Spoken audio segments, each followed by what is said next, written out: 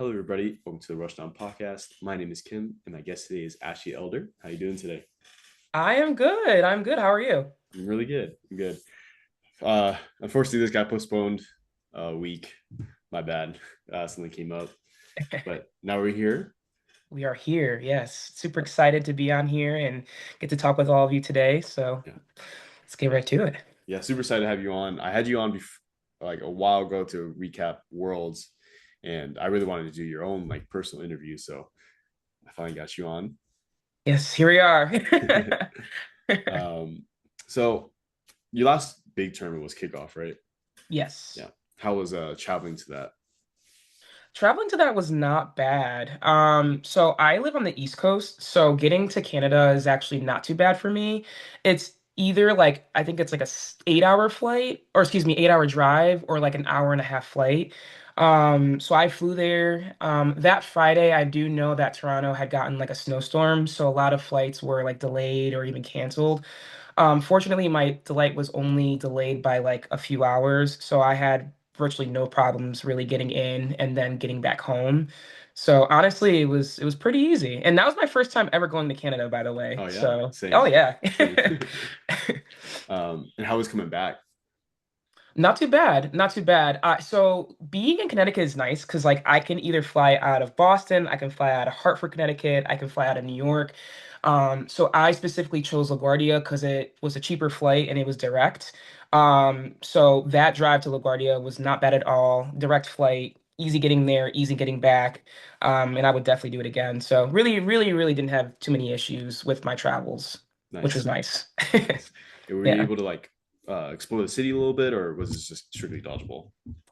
It was mostly dodgeball. I did get to experience some of the food, like the poutine and stuff, and that was good. But no, I was primarily there from like that Friday until like that Sunday, so I didn't really have too much time to venture out, which I do regret a little bit. Next time I'll make it a point to stay. But Nice.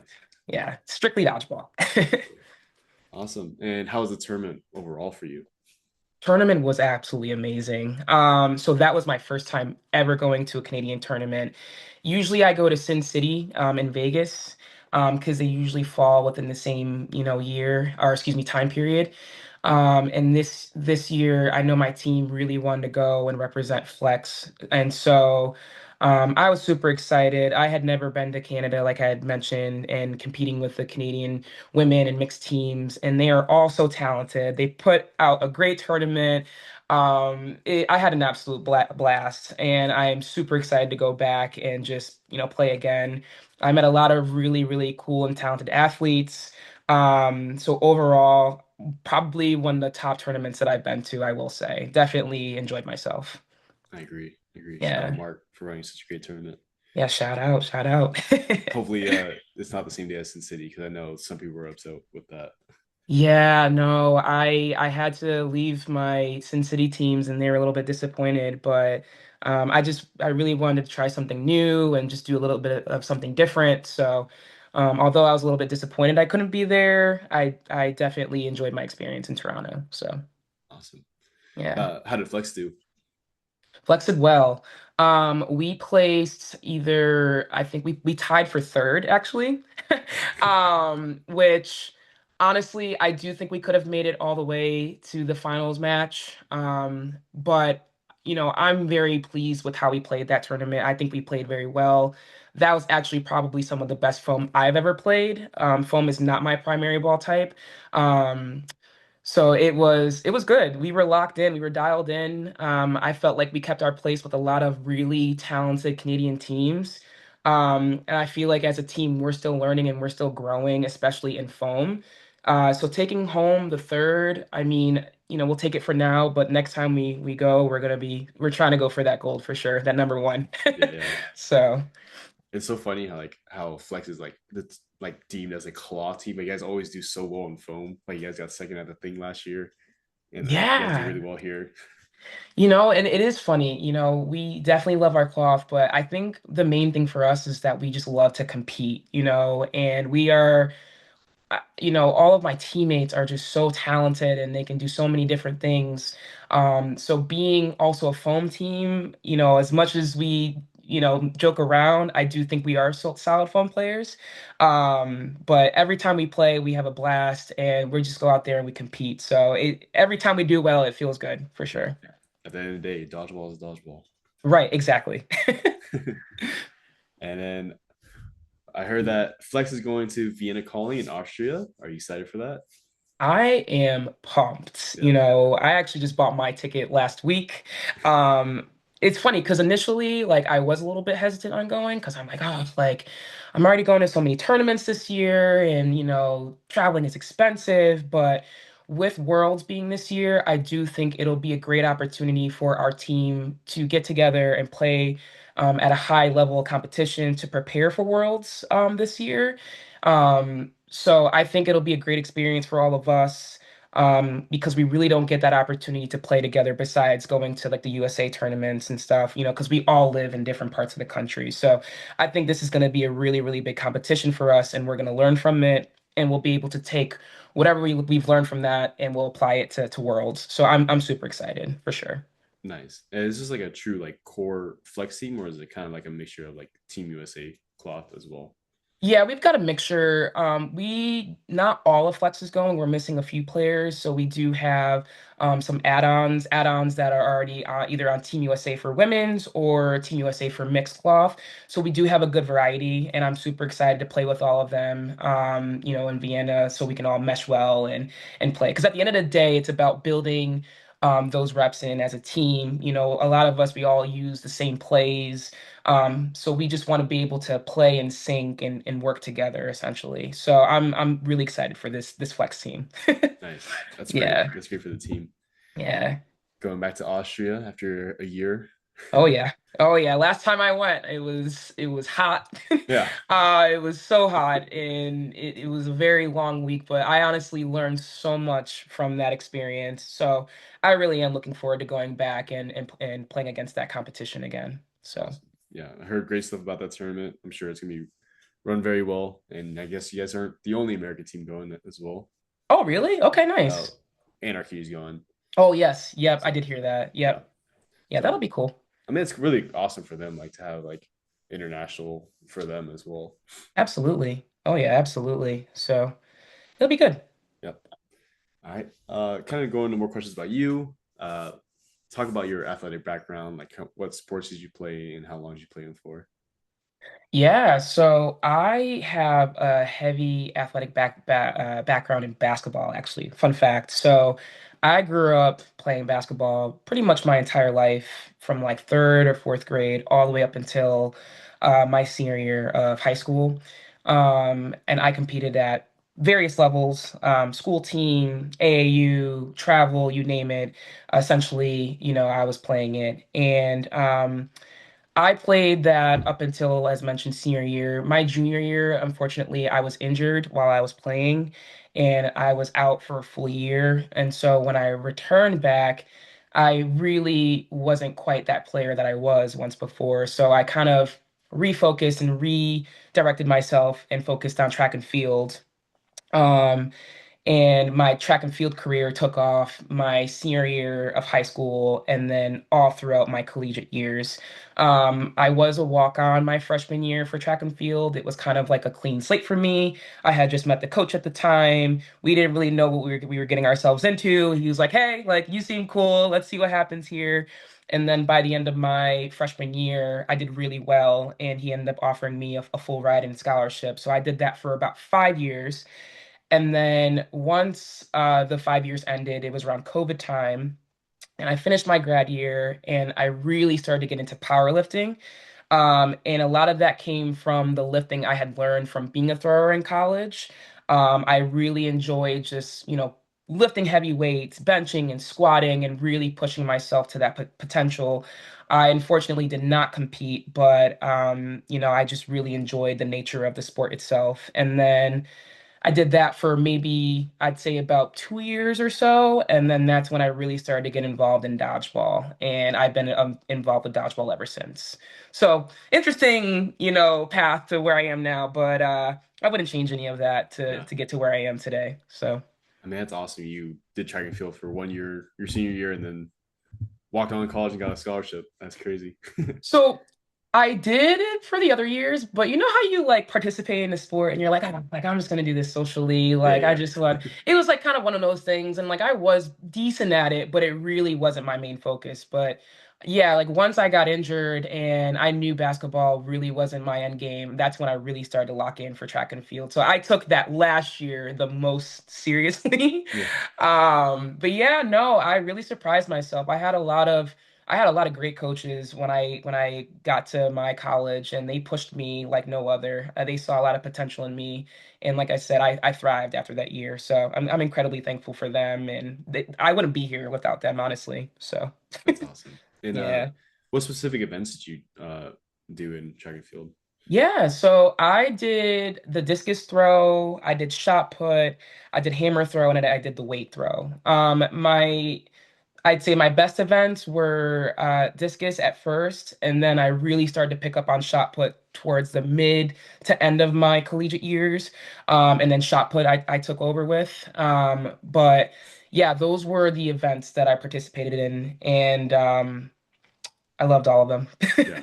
So, do you have any like familiarity with any of those events at all, or? No, not really. I mean, whenever they're on TV, I'll watch it. But Gotcha. Yeah. yeah, but I know those are really like technique based and like very like really hard to like be proficient at. So Oh I yeah. applaud you for that. Oh, I appreciate it. Thank you. Yeah, I mean, just a unit of throwing sports that you really got yourself into. Yeah, it translates, ironically enough. It really does. But yeah, you hit it on the nail with the technique component too. I mean, it literally spent every day reps on reps on reps on just trying to get that technique down. So, being a thrower definitely has its pros and cons, but very Yeah, fun events. So, yeah. I remember when you're coming up, and I heard like rumblings, like, "Oh, there's this collegiate shot putter that throws gas." And I'm like, "Who is this person?" And then I finally got to like see you throw. I'm like, "Oh, that makes sense. I can see it." Oh yeah, no, it definitely, like I said, like that release point, that coordination, the explosiveness, I think that definitely helped me play a part in being able to pick up on dodgeball so quickly. So, Yeah. Uh, and speaking of that, kind of the tail of that, what you're talking about, where did you start playing dodgeball? so I first started playing dodgeball back in May of 2021. It's funny because I was scrolling on Instagram and I'm like going through, and my best friend, she shares this like dodgeball post, and I'm like, oh my gosh, dodgeball! Like I haven't played that in years. And so I slid up and I commented on her stuff, and I'm like, where is this? I want all the information. And she sent it all the info, and I signed up for the league. It was a league through the YMCA. And I remember like I showed up there, and that's when I actually met Sean McMahon for the first time. So this was before he started Nutmeg Dodgeball, and we played in this league. And I just remember there was no strategy at the time. We were just going haywire, right? And then afterwards, he's like, "Hey, like I'm gonna create my own league. Like it's gonna be run under Nutmeg. Like you should check it out." And I'm like, "Absolutely." And I actually remember him like taking the league and like me going there, and he really started to show us like what true dodgeball was, like the strategy and like the plays. And I said to myself, man, I don't know if I like this. Like this is different than what we were doing before. But no, eventually, like I showed up every single week, every single Wednesday I was there, and I learned more and more and more. And he helped develop a lot of my skill and my gameplay. So that is actually how I started, and I've been a part of it ever since. So Nice. Shout out Sean yeah. McMahon. He's come Oh yeah. back. Oh yeah. Oh yeah. And then how did you know you were hooked? I knew I was hooked. Like I said, when I started showing up every single Wednesday, making excuses out of work to just go there and play. And then you really start to get hooked after you play in your first tournament. I think there's no experience like it. There's league play and you play locally and you play with your friends. And then you go outside of that and you meet all these new people and you see the talent and you are like, oh my, it's just like mind blowing. And after that first tournament experience, I knew I had to come back, and I knew I had to keep playing, and I knew I wanted to develop my skills and get better at it. And you get the travel bug and you start Yeah. signing. It just falls in line. So it really starts with that first tournament, in my opinion, where you really become hooked. Nice. Yeah, I feel like Yeah. everyone goes through that little phase where they just caught the bug. Oh yeah. Oh yeah.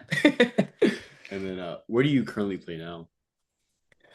So I'm currently playing in like four different leagues right now. Well, okay, I play like four times a week, but I play in a few different leagues. So Wednesdays is Nutmeg, which I've been doing consistently, as I had mentioned before. I signed up for a Thursday league, and it's called Spark Social Sports.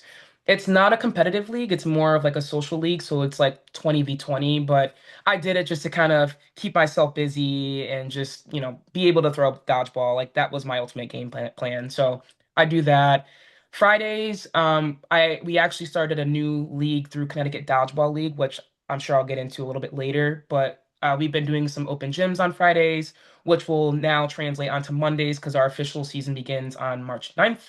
And then I also now play in a She-They league in Boston every Sunday. So I drive up to Boston every Sunday. I'll do that league, and then I'll usually stay for their open gyms after too. So I'm playing a lot of dodgeball right now. Yeah, It's intense, but I'm loving every second of it. So that's awesome. yeah.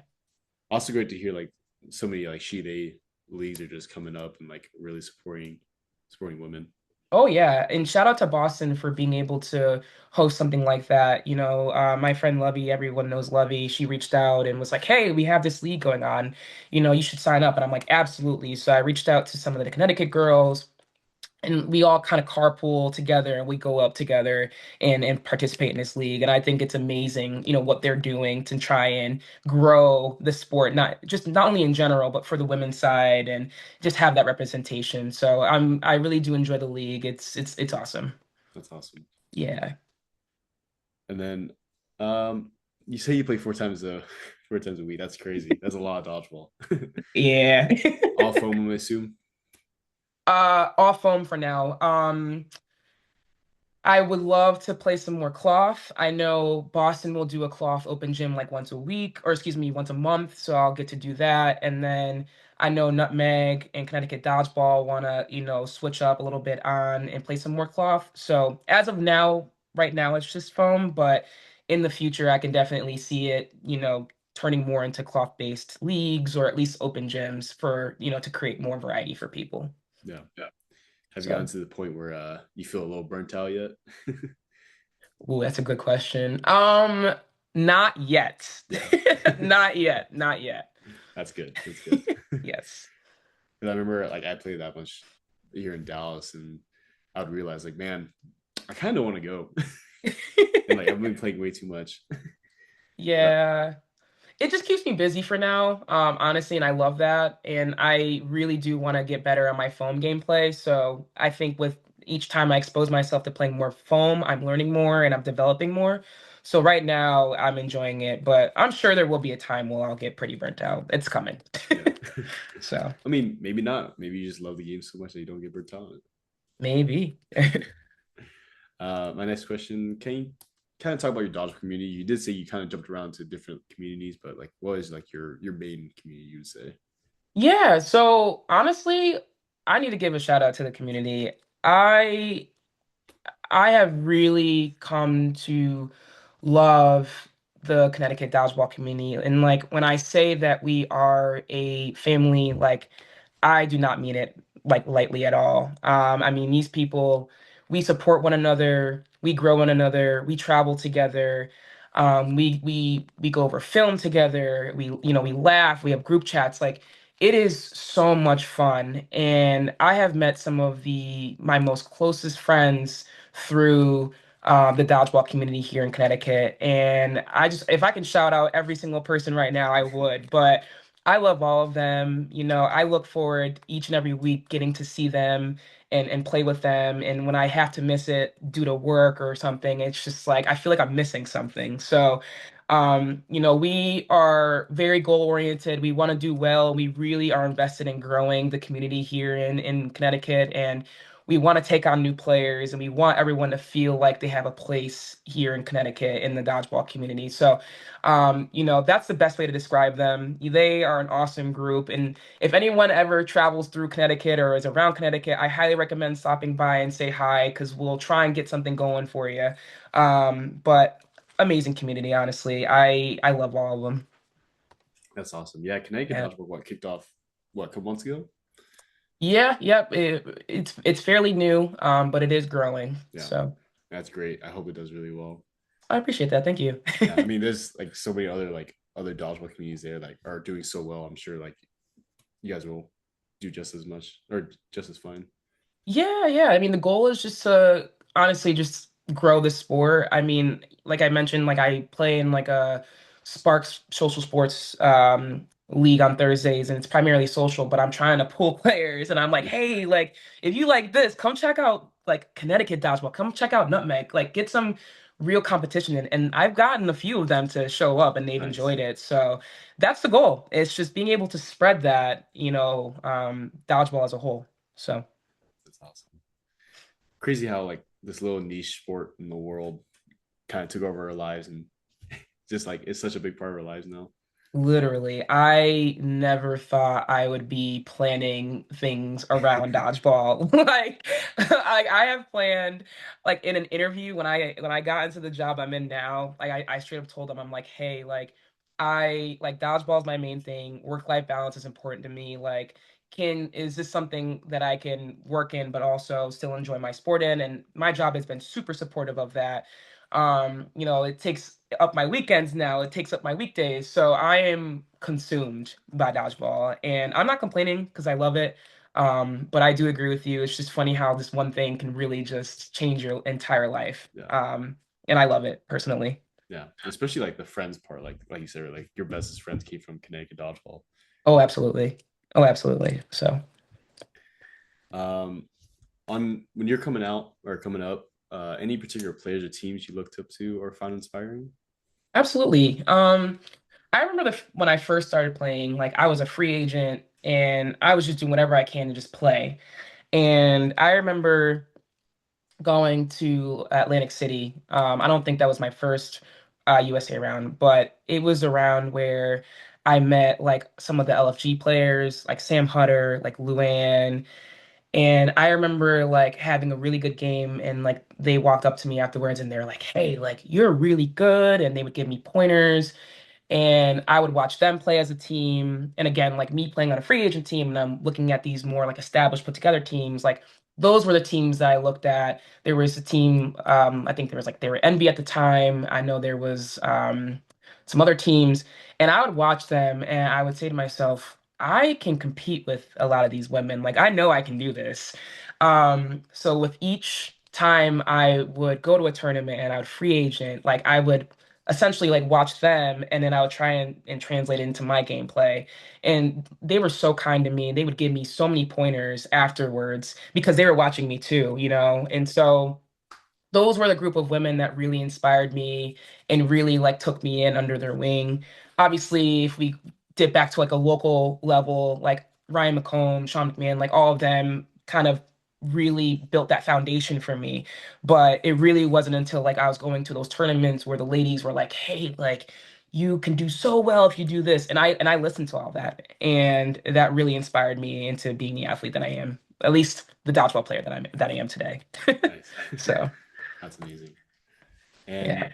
kind of telling me your journey leading up to your current club team. Yeah, like so like I mentioned, I knew that I really wanted to become fully invested in dodgeball and USA dodgeball. And so anytime I could get myself on playing on any team, that's what I was doing. I was a free agent. I didn't care who I was playing with. I just wanted to get that exposure and that experience. And I just remember hopping and bouncing all around. And I actually remember there was one point where it was nationals, and this was my first time ever at nationals. And I think I at that point had built a little bit of a reputation for myself. And Amplify, I think they like needed a player, and I was like, I would love to play with you guys. And they're like, yeah, yeah, yeah, come play with us. Like it would be sweet. And I'm like, oh my gosh, like I'm playing with the team. I was so excited. And we won. And we won no sting. And that moment for me, like I was shedding tears. It felt like I had been doing all this free agenting and hopping around and it finally paid off. So I think my experience leading up to my club, it's just like I free agent and I was a free agent and I got myself out there and I got my name out there and people started to notice me. And after nationals, Lou had reached out to me and she's like, "Hey, I want you to be part of, our team Flex. We want to be a cloth-based team. We think you can really succeed here." And I rode with them. I was like, you know what, let's do it. So that's my path. It was a little bit sporadic, but I found a home by the end of that year. But I had a blast. Being a free agent, like I had fun because I met Nice. so many people and different talents and experiences. Like I did enjoy that. So it wasn't a bad journey. Nice. Yeah. Yeah. Quick journey, but I mean, you guys kind of run off into the sunset with Flex now. Oh yeah. Oh yeah. Can you share any memorable moments or experiences from your dodgeball journey so far? Yeah. So I think one memorable experience would be my first ever international competition, and that was just going to Austria for Worlds. That experience alone was absolutely amazing. I think recognizing the talent there. Obviously, a lot of the European-based teams were extremely talented in cloth, and I would try and watch film when I could have, but the talent alone was awesome. And then just being able to experience the different cultures and how they communicate to each other as a team, and how, even though we're all different and we come from different backgrounds and ethnicities and cultures, we still have that common goal of trying to play dodgeball and win. So just being able to experience that was just amazing. I remember watching, I was like helping ref one of the teams, and they spoke an entire different language, and I was just fascinated because I was just standing there and I'm like, wow, like this is absolutely incredible. So Worlds was honestly one of the top experiences for me, which is why I am so excited for this year because I'm excited to go back to that and meet different people. I've met some really good friends from Worlds last year that I still talk to today. So super excited about that. And then another experience was just my very first Team USA tournament, and we were playing against Canada. And I closed out, it was like a 1v3, but that was like my rookie debut, and I'll never forget it. I was so hyped. I was so hyped. So those two experiences alone, I think, stand out to me in particular due to like, it being my first time in those type of atmospheres. But yeah. That's awesome. Awesome. Any specific milestones or goals you'd like to achieve before you hang it up? Absolutely. I want to win gold at Worlds. I Yeah. want that number one. I think I have a lot of years left still playing dodgeball. Hopefully at least, I don't know, hopefully 10 years. We'll see. I want a gold medal within that time frame. That is like my number one chase right now. So whenever I'm competing in these tournaments, that end goal is something that sticks in the back of my mind. Anytime that I can improve during these tournaments to, increase my success rate at Worlds. That's really what I'm focused in on and honed in on right now. Nice. Um, I guess the question that I just thought of was I assume they're not doing crossovers for anyone anymore. But did you specifically choose women's this year? Or not allowed to say? Um, I because there were not crossovers, I did stick with women's. Yes, it'd be Okay, given that option. I do feel like I can play in both, and I love playing in both. But I do think that I do contribute a little bit more playing women's. And I do enjoy, being able to contribute that and translate that onto the court. If we could do crossovers, I would love yeah. that because I loved playing mixed. So No, sorry to put you on the spot there. no, no worries at all. No worries at all. Yeah, that's great. I mean, I would love to see you crossover again. I feel like you did really well playing both at Austria. So I appreciate it. Yeah, I thought so too. And if anything, I learned a ton. I did. I learned a lot. Playing mixed really forces you to be disciplined as a player, and I'm still working on being disciplined. So honestly, it was good for me to like learn to like settle a bit and just like, use my other strengths to my advantage. But if given the opportunity again, I would absolutely love that. of course. Any current or any opinions on the current state of USA dodgeball? Um, I do like the direction that they're headed in. Like, I'm super excited that they've been, at least with cloth, they've been really like honing in on like some of the cloth rules, and they're trying to make that as close to like WDF as possible. And I do like how they're sticking with like the one ball type, because it really, protects like your body and your arms, because sometimes when you're switching between back and forth, it can be a lot on the body. So, um, I guess those are the more positive, things that I'm looking forward to this year overall, with the current state of USA dodgeball. So, Nice, yeah. Super major changes for this year. Super excited for everyone playing. So oh it's yeah, gonna be great. gonna be good. But it's funny, like you say, like one ball type for a tournament, but then you go to nationals, you play all ball, all the balls. Yeah, it's funny because I say to myself, maybe I shouldn't do all six or I should do all ball types, right? Right. I did all three, and then I did mixed, and it really is a lot on the body. I do think one has to go this year. I'm not sure which it's going to be just yet, but I do think, just to kind of preserve some of my energy and soreness, I do think I'll take away one. And that'll be the mystery reveal as I get a little closer to nationals. I think we all know which one that's gonna Yeah. be. There's no mystery on that one. Oh, yeah.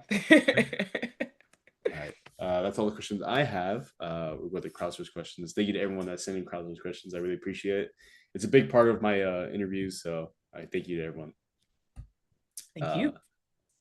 First question is from Hope. A couple questions. Any advice on how foam players who have never tried cloth can be successful when playing cloth? Yeah, so first off, shout out to Hope.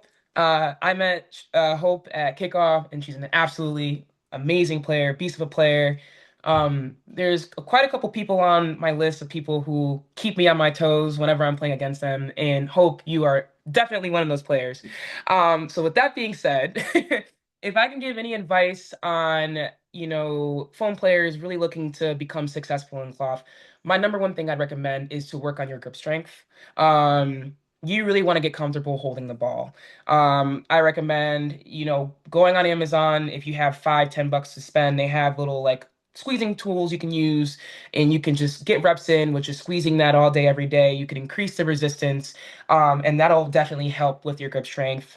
If you don't have access to that, if you don't want to spend money, if you do have access to something heavy, just practice holding something heavy in your hand for as long as you can. But essentially, like, if you're comfortable gripping the ball and throwing the ball, I definitely do think you'll be a lot more successful, at cloth. And then that'll translate into my next thing as to what I want to mention, and that's just by practicing and getting your reps in, getting your throws in, whether you're throwing it at someone or a wall.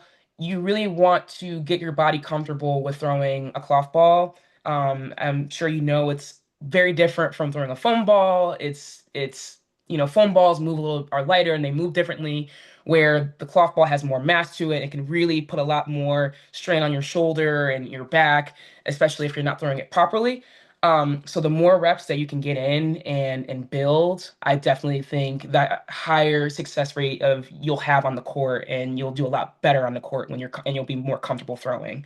Um, and then the last thing I'll mention is just understanding the nature of the game.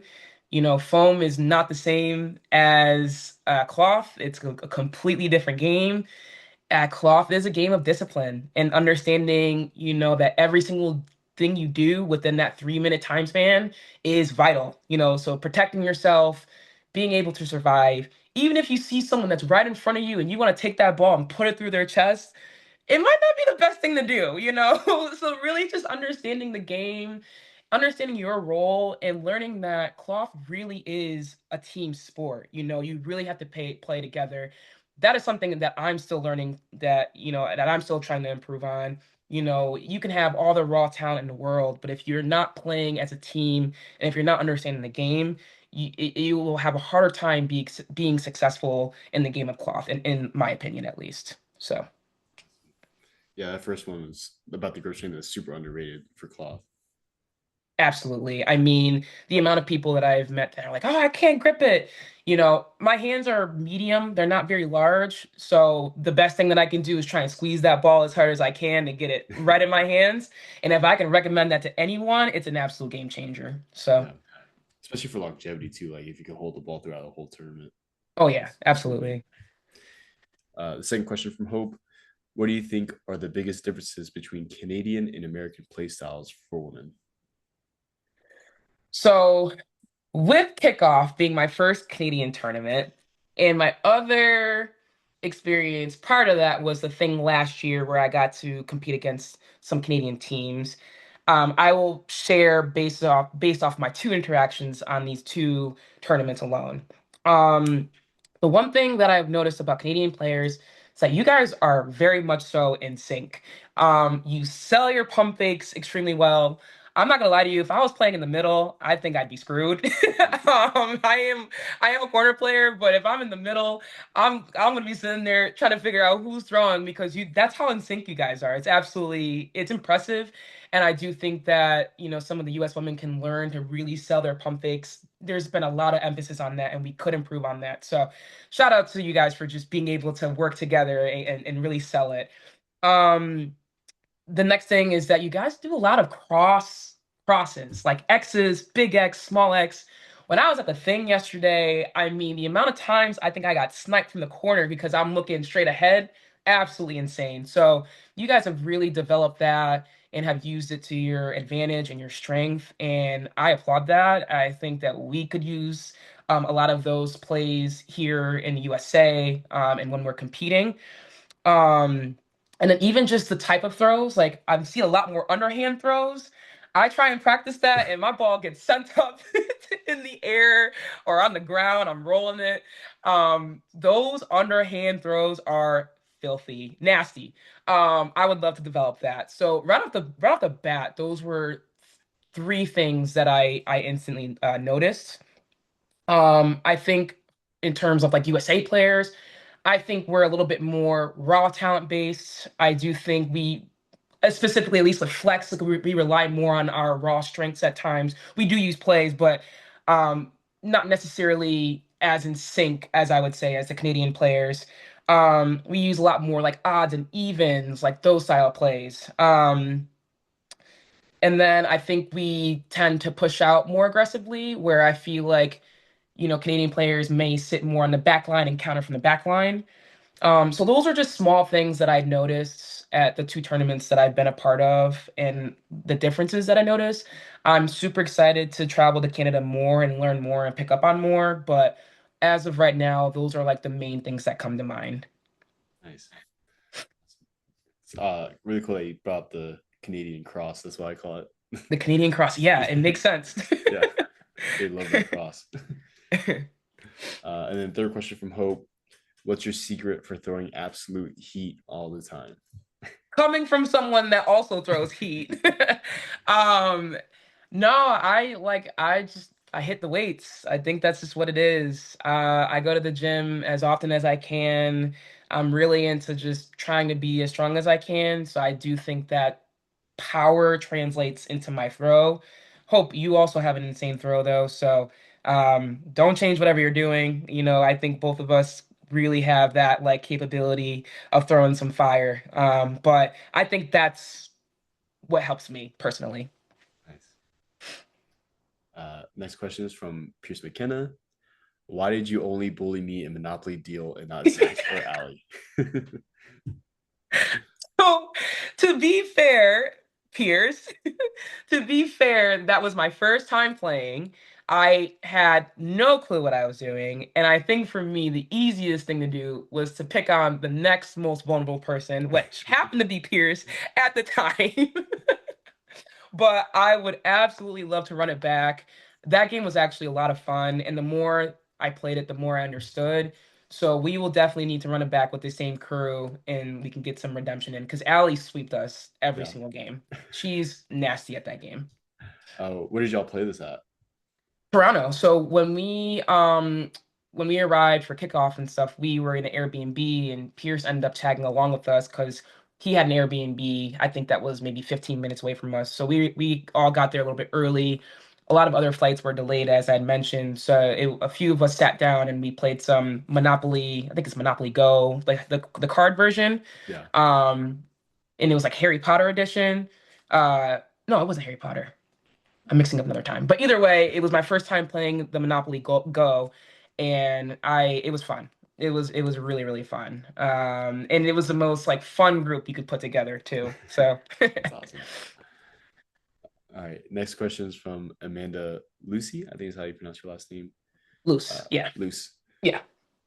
Uh, Ashley, I'm so proud to share the core with you every week, even though it's usually as opponents.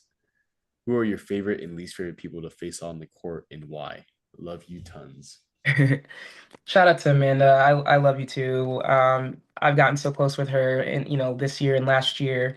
Um, I can't specifically pick out specific people for this, especially because I don't want to call out like least favorite players to play against, but I can share the types of energies that I love to play against versus the energies I don't like to play against.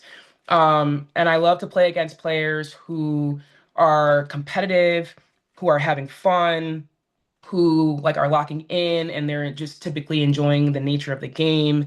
They're not really too worried about all the technicalities of things. They're not stopping everything every 5 seconds. They are just there to just play and have a good time. Usually, if I'm playing in corner and I'm against another corner, I'll lock eyes with you and we're laughing and we're smiling and like we'll kind of have that like mini competition going. Like that's when I have the most fun. It's when we can be competitive but also enjoy our presence on the court. And I think the players that I really don't necessarily enjoy playing with on the court are players that maybe just have negative energy. Maybe they're nitpicking everything every 5 seconds. Maybe they're not taking their outs. Overall, just not really having that sportsmanship on the court per se. So when I think of this, like I said, I don't want to call anyone out. But more so focused on the energies. Those positive energies are the people I love playing against. Like I want to be able to walk off the court smiling, whether I lose or whether I win. We're able to give, high fives, hey, good game, good playing, and we move on to the next match. So that would be how I would share like my perspective on that question. Nice. Yeah, Luckily, there's more positive than negative. So, absolutely. Yeah. Oh yeah. next question is from Joey Kramer. Uh, we kind of answered this earlier, but what brought you to dodgeball?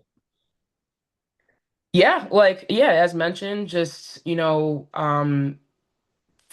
Instagram, and essentially my friend shared it and I swiped up on her story and she gave me all the details. And like just for everyone to know too, I obviously we've played dodgeball and like, whether it's in gym class or X, Y, and Z, but I also was like a camp counselor growing up and then I grew up as a camp director and ran camps and we played some competitive dodgeball when I was running camps. I mean, we really made a thing out of it. It was Dodgeball Fridays.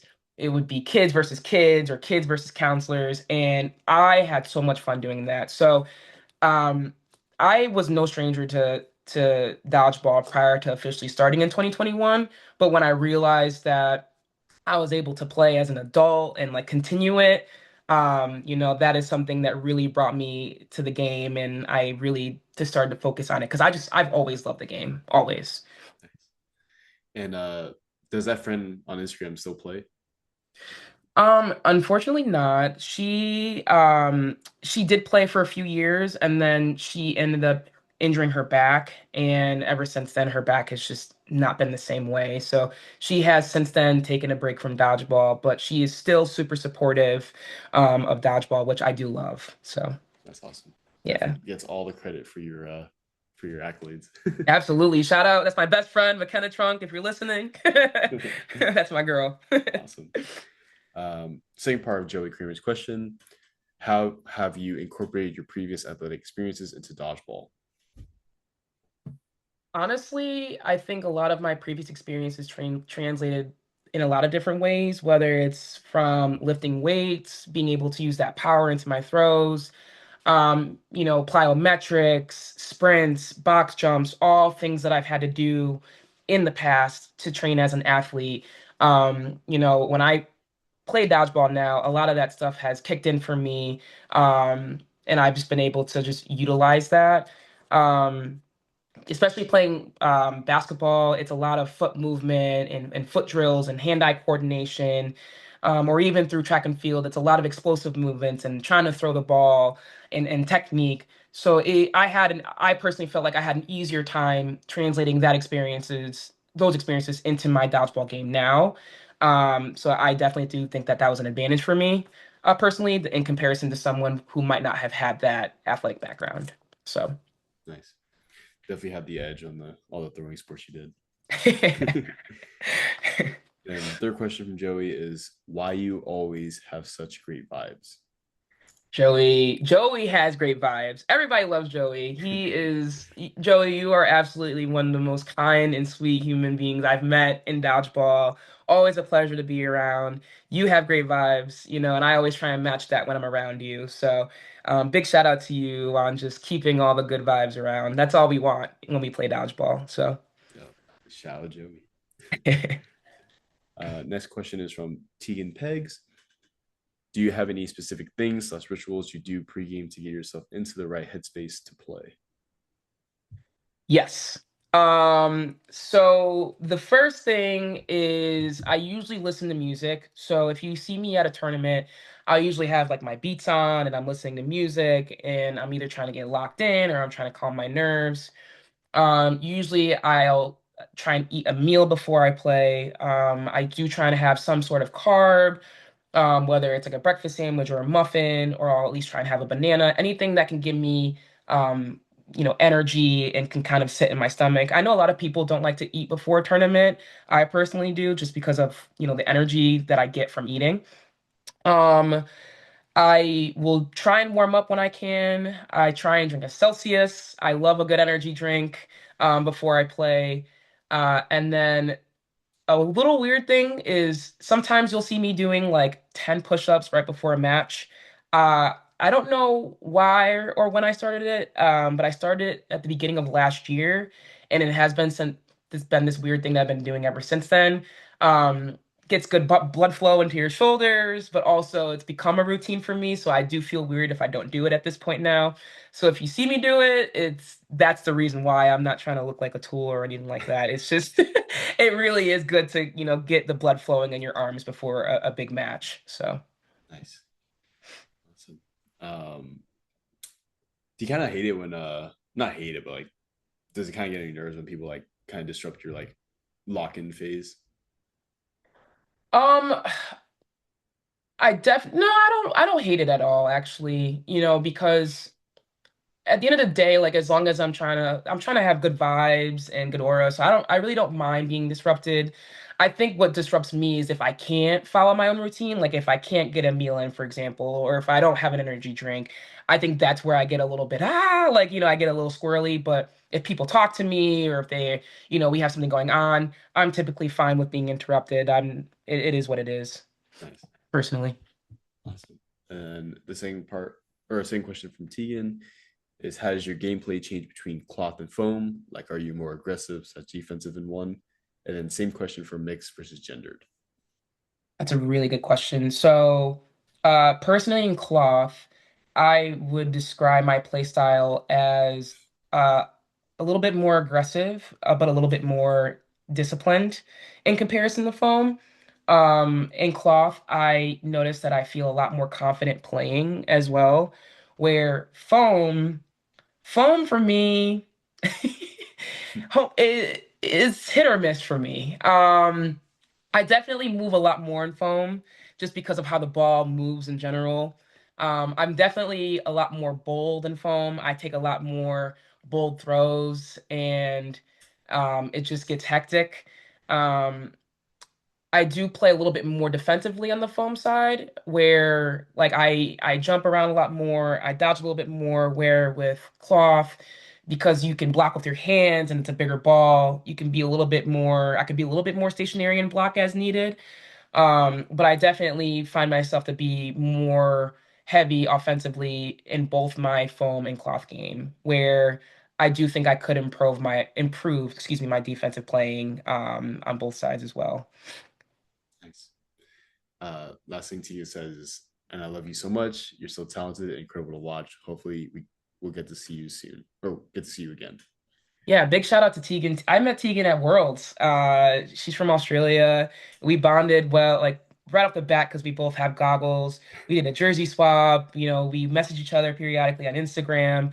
I mean, she has just been someone that has just been an incredible person to meet and to get to know. And I am super excited to get to play her again at some point. I hope to see her this year at Worlds. Should be there. But as I had mentioned before, with Worlds being, that experience, but I got to meet a lot of new people. She is a prime example of that. So big shout out to you, Tegan, for being there and supporting me, and I'm able to support you as well. So Awesome. Yeah, shout out to Ian from me because she's in every episode. So thank you so much. yeah, showing love. Yep. Next question is from Kara Monroe. How does it feel to be a baddie in life and in dodgeball? Says the baddie herself. Says the baddie herself. Kara is an absolute baddie. I mean, anyone that knows Kara, she's got an amazing arm and she's incredibly difficult to get out. I mean, she is a Team USA mixed player for a reason. Like she is kills the game. No, but Kara has also been someone that I've gotten to know, last year and this year as well. She can salsa dance. Fun fact. She's taught me Yeah, how to salsa dance a few times. that's We were in awesome. Mexico at one point when we were, at Mexico a few months ago, and she was teaching me. So she is an absolute vibe, and I am super excited for our jersey swap. We got to take a picture when our jerseys come in. I'm super excited for that. So. That's gonna be dope. And then last question on Instagram is from Brittany Morales. What's your favorite kind of highlight clip? Is it a catch, a double hit, or something else entirely?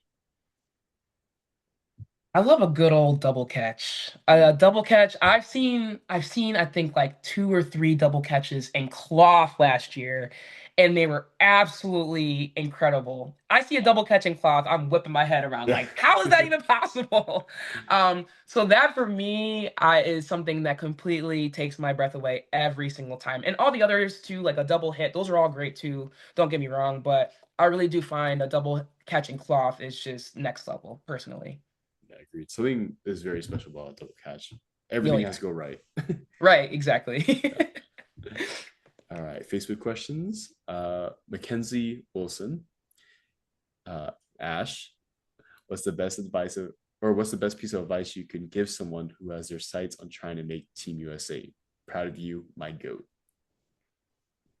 First off, I would love to give a shout out to Mackenzie.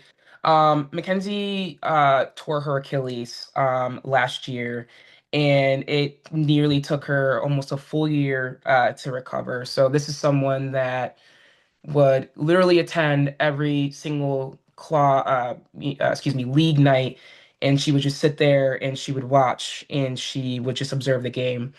So right off the bat, that right there is like a really good trait. Someone that they know they can't be there physically, but they're there, they're locked in, and they want to learn and take everything in. That is an amazing quality to have. Anyone can be injured or, something can happen and they leave and they don't come back. But to be injured, to show up, to want to learn, to have that hunger and to have that drive right off the rip, like I think that's an amazing quality to have.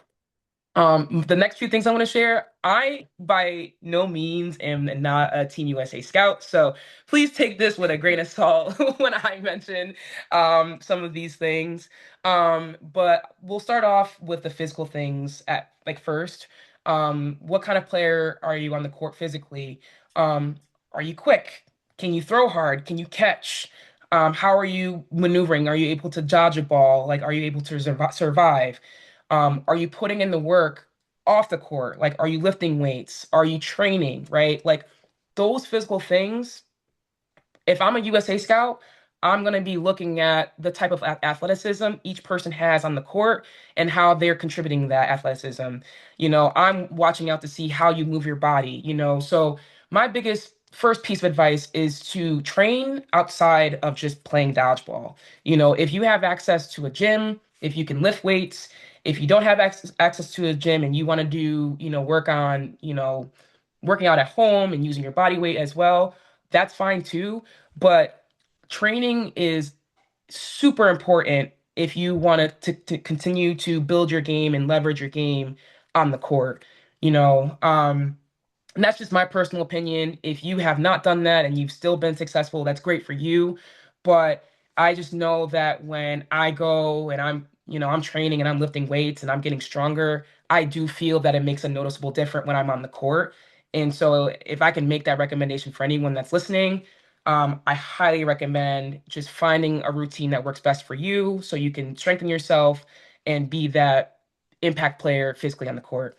Um, the next thing that I want to dial in on, though, is the mental aspect. And I feel like the mental aspect is not talked about enough in general. What kind of person are you on the court? What kind of teammate are you, right? Like, how's your attitude? How are you picking your teammates out? Or picking your teammates up, right? I've been a part of teams where the energy has just been sucked dry, and we've been some talented players, and we have all of a variety of different players on the court. But when that energy is not there, it really does impact the gameplay. So, how is your attitude? Are you able to stay positive in moments that are hard for you and that are difficult for you? Um, are you able to boost your teammates up? Are you understanding the game, right? Like that's another thing. It's like, are you playing for yourself or are you playing for your team? So along with a lot of the physical components of dodgeball, there are a lot of mental components that are also important as well. Take care of yourself mentally. If you find that you're being up on yourself, it's okay to be upset with yourself here and now, but like take that and move on and learn from it and grow with it. Pick your teammates up. And that's for literally any single person that's listening out there. With me personally, I've gotten to a point now where if I'm not doing well, or if my team's not doing well, it's more of like, okay, like this sucks. What can we do to change this or improve this? How can we lock in right now and make positive changes on the court? And making sure that everyone is responsive to that.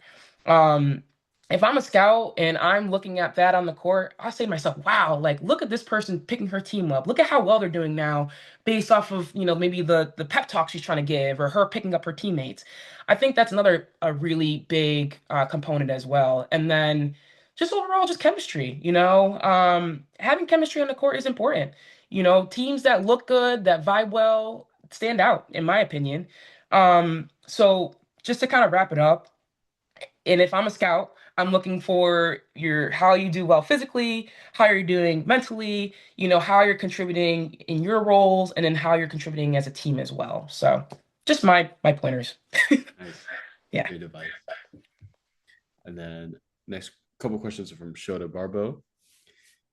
What is something you learned in college, mentally and physically, that translated well into dodgeball? Um, okay, so shout out to Shota, first of all. Shota is an absolute monster. He's a goat. He's a beast. If you don't know Shota, then you don't know dodgeball. Yeah. But thank you for asking this question. So I actually have received a lot of questions in general about like mental when it comes to dodgeball because that seems to be something that comes up quite frequently. And I would love to share a personal story real quick about mental and like how that has impacted me. Mental toughness for me has always been something that I've been continuously trying to work on. But I actually really struggled with it when I was in college. My sophomore year, after my freshman year, as I mentioned, I did extremely well. And my sophomore year, I was expected to win the discus title for my conference at the time in college. I had the leading mark, I had the leading throw all throughout the spring season. And I was just super excited because I knew I was in a position where I could win it all. And so time comes around and, conference day hits. And for those of you who do not know how throwing works, you get three throws.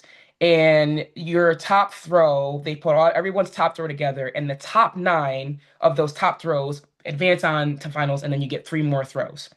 And so I knew that I just needed one throw to just get me safe and I could just be on my merry way and just have a blast. So I do my warm-ups and I will tell you guys, I was so nervous. I put a lot of that weight and pressure on myself. It was so new for me. I'm like, oh my gosh, like I'm leading. I felt like the weight of the world was just on my shoulders. And so I walk into the circle and it's like I'm taking my warm-up throws and I had fouled every single one of my warm-up throws. Oh, And In throwing, there are sector fouls. So if you throw outside the sector lines, it's a foul and your throw does not count. And so I go up to my coach and I'm like, Coach, like I fouled. And he's like, Ash, he's like, don't worry about it. Trust yourself. Like you know what you're doing. Just go out there and just throw. And I'm like, all right, coach.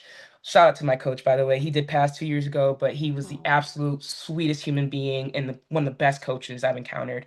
But anyways, like it's competition time and I'm up for my first throw. So I get in a circle and I walk in and I take my first throw, foul. And I'm like, ah, man, like this sucks. And if you're a thrower, you know what that feeling is like of fouling your first throw because at that point, you know, you just have two more throws left to get it together. I go up to my coach. He's like, Ash, don't worry about it. Those were just jitters. You have two more. You'll be fine. I'm like, all right, bet. Time comes around again. It's my turn. I'm up for another throw. I step in the circle, followed my next throw. I'm like, oh my gosh.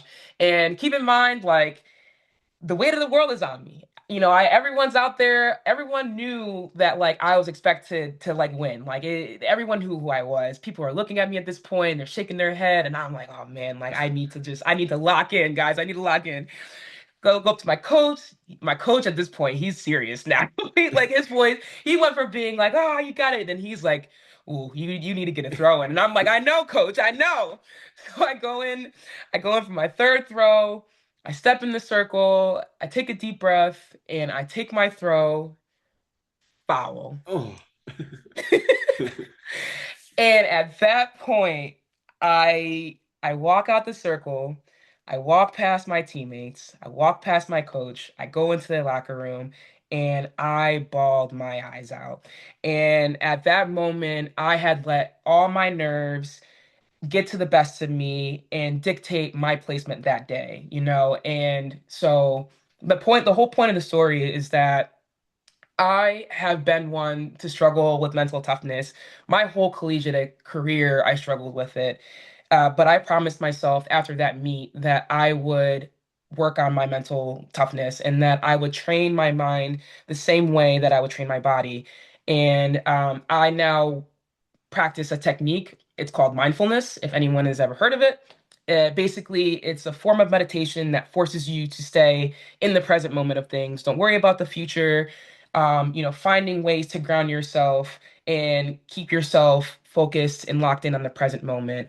So with me, whether it's like taking deep breaths, listening to music, sometimes socializing with teammates, anything for me to like get those nerves out the way and, you know, release some of that pressure that's on my shoulders, you know, I highly recommend for anyone to you know, practice mindfulness and learn from it because I do think it can be extremely beneficial. Um, so I know that story was very long-winded, so thank you guys for bearing with me for listening to that. But that would be the main thing that I would focus in on for my at least the mental aspect. And then in terms of the physical, just you know, as I mentioned, I picked up a lot of like weight training. You know, in college as a thrower, you know, you build a ton of muscle just by squatting and benching and deadlifting and Olympic lifts. So I not only did I learn that in college, but I was able to translate a lot of that outside of college into my regular routines now. Um, I forget some of the rest of show this question because No, I you're just fine. started rambling. No, that was an amazing story. That was great to hear. That Oh, thank you. was a wonderful story. The second part of his question is, does having a college background help you in high pressure situations? Absolutely. And that kind of tied in with my story, you know, because I've experienced those moments where I felt the weight of the world on my shoulders.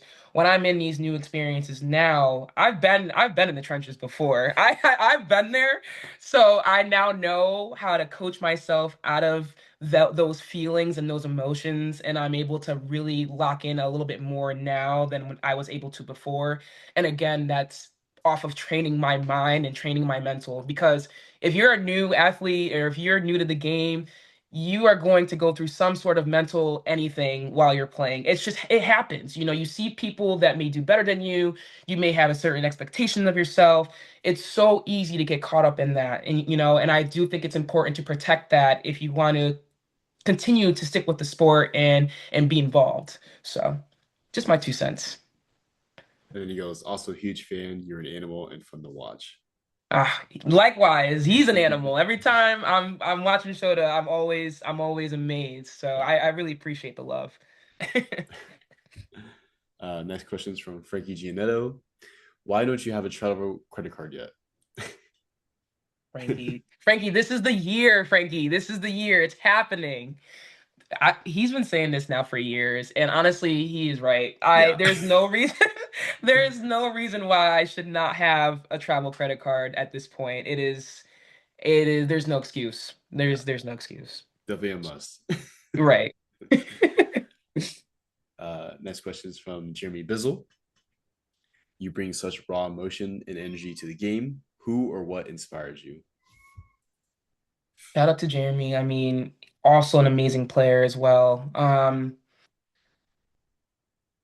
I can answer this question in two different ways. The first would be if I were to choose a person, it would be my father, because my father instilled sports in me at a young age. He was out there with me playing basketball and, helping me get the reps in. And he would never let me win. Never, ever, ever, ever, ever. Of And course. he would always force me to be better. And even to this day, I share a lot of my accolades with him. And it just feels good to be able to share that with him and get that nod of approval. Like, um, in my family, we have this thing. It's called the elder grin, and I have it. My dad has it, and whenever I'm sharing stuff, I get that grin from him, and I'm like, yeah, like I know I accomplished something when he's smiling and he's nodding. And then the second thing is just that myself. I am always wanting more for myself. I'm always chasing that high of just wanting to be a better athlete, be a better person, and just continuing to evolve and be in the game. There's that famous quote by Kobe. Kobe played in like a NBA Finals back in like I think it was like 2009, and they're like, Kobe, like, how come you're not smiling? And he's like, the job's not done, And that literally reminds me of me. It's like the job is not finished, Like I want to win that gold medal. I'm always striving to just better myself. I'm always hungry for more. So I really appreciate you asking that question because you know I see that question in two different ways. And that means a lot that you asked. So big shout out to you, Jeremy. That's awesome. All right. Next question is from William Bether. A couple questions. A significant part of dodgeball is mental. What do you do to study and learn more in order to continue improving that side of your game? Shout out to Will. I have to start giving shout outs to everyone asking Yeah. these questions. um, Will honestly has also been one of those impact players that really helped me learn the game of when I first started playing dodgeball. Something about me is after every tournament, if it was streamed in any capacity, I am watching that footage within 24 hours. I Yeah. like right off the bat. Yeah. There have been times where I have recorded those games like at the airport so I can watch it on the plane and just go over the film. And I study what I did well, what I didn't do well, how I can improve. I'm constantly trying to just learn and evolve.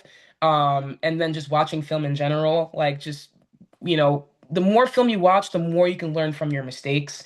So that's something that I do personally that helps me lock in and study and help me out mentally while I'm playing. Nice. Uh, Also, what physical training do you do to keep your body in top shape for dodgeball? So I play a lot of dodgeball, as we discussed earlier. 4 times a week is plenty. But I also lift. So typically, my routine is I wake up, I go to work, and then I'll go to the gym. Usually, I split my days up into body parts. Sometimes people do push pull. I specifically like to break my routines down into body parts because I've always done it, and that's what I've learned. So usually I'll do like back and buys, then I'll do chest. Then I'll hit shoulders and abs, and I'll try and mix up when I can. I do lift heavy for chest, and I would love to get back into legs. I actually haven't done legs in a little bit just because I was trying to rest my knee. But I usually incorporate strength training into my routine, and then I usually follow with cardio. Um, Everyone does their cardio differently. A lot of people hate on the elliptical. I don't know why. I love the elliptical. I'm on the elliptical for 30 plus minutes going ham. I was just on there earlier today. I love that thing. It's low impact on the joints. So usually I'll incorporate strength training and then cardio. And then as I get closer to a big competition, whether it's going to be Vienna or if it's Worlds, I'll incorporate a little bit more like plyometrics into my routine, like box jumps and lateral movements, and then even core because it is important to train your core too while you're playing as well. So that's what I do physically, and it helps me. Everyone is a little bit different though, so. Maybe we need a workout regimen from you. Next question is from Brenda Kramer. Favorite pump up music? Ooh, shout out to Brenda. Um, okay, so if I am trying to get hype, I usually will listen to some sort of like hip hop, or like I don't know, like house music, anything with like that's like upbeat, anything that can scream at me. Like my music range is like sickening because I can go from like hip hop, I can go to like heavy metal. If I'm trying to calm the nerves, I'll usually listen to some like slower songs like R&B. Um, I'll go as far back as to like 70s music, like funk music, soul classics. So I think it depends on the tournament and how I'm feeling. But usually you can listen to me. I can listen to pretty much anything depending on the mood of how I'm feeling before a tournament. So Nice. All right. Next is Corey Clark. Asked a couple things. Um, let's hit my first question first because the fandom in me is obnoxious. uh, how did you go from participating at a high level in track and field as a primarily individual athlete to playing at a high level in dodgeball, which is primarily team based? That's a great question. That's an amazing question. First off, shout out to Corey. Corey, I got to meet you a lot last year, and you are someone that has raw and incredible talent. And so I really appreciate your question, but also I appreciate your support and also watching you thrive on the court because each time I watch you, you just continue to grow. And I do want to acknowledge that. Um, I would say the biggest thing coming from an individual sport into a team sport is, when you're playing an individual sport, you're very much so used to putting a lot of weight on your own shoulders and doing things for yourself. And a lot of that pressure is on you. And you're just used to having to just do things for yourself, essentially, right? Like track and field is a team sport overall, but when you're competing, like when I'm competing in throws, I'm the only person that's walking into that circle. I'm the only person that's in control of my own fate while I'm taking the throw.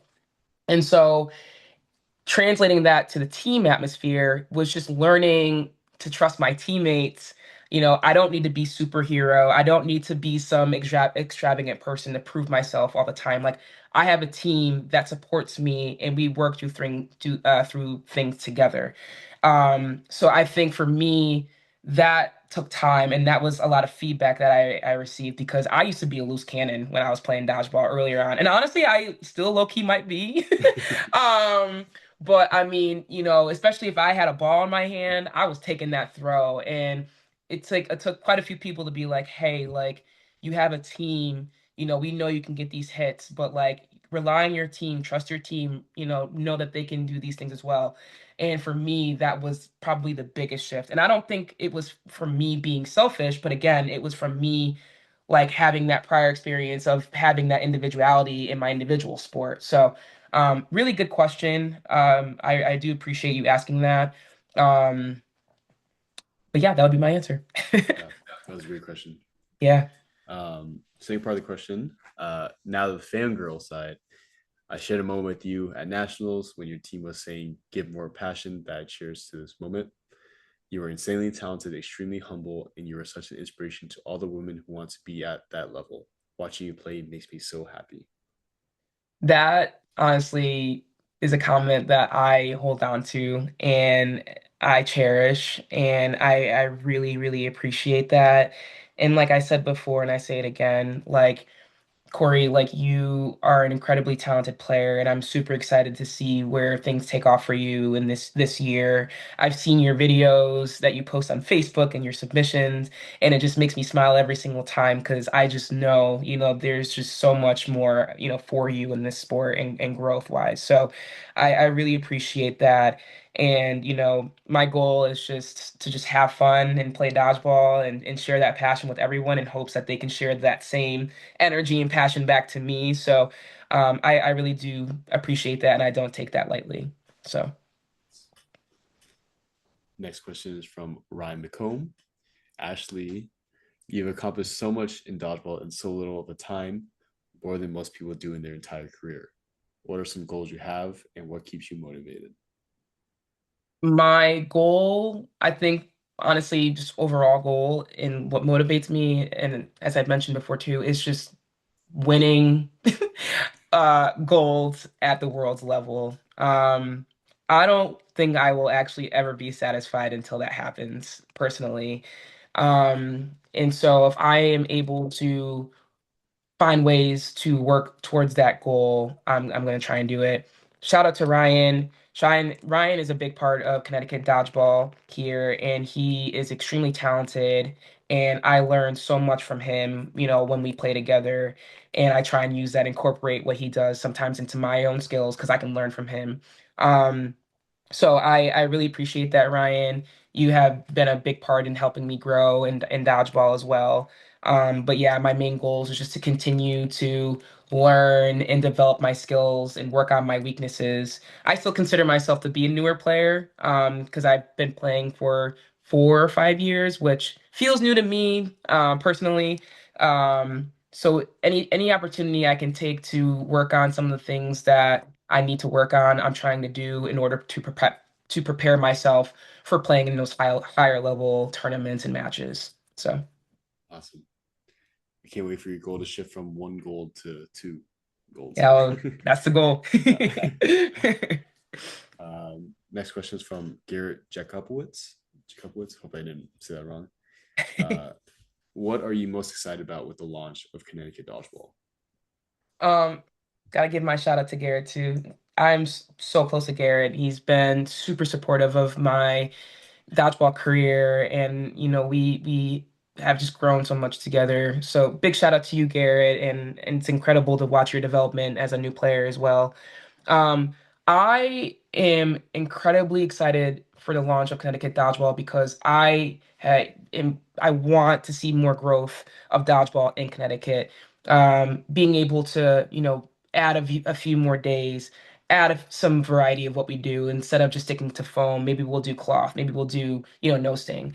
My goal overall is to see new players join the league and continue with it and stick with it. Dodgeball is so much fun, and I wish more people would learn about it and stick with it. So in hopes of creating Connecticut Dodgeball, the ultimate goal is to expand on it and just educate people on why we do what we do and the sport that we play and how I know we're insane, but if they just, if they learned about it, they would be a part of it too.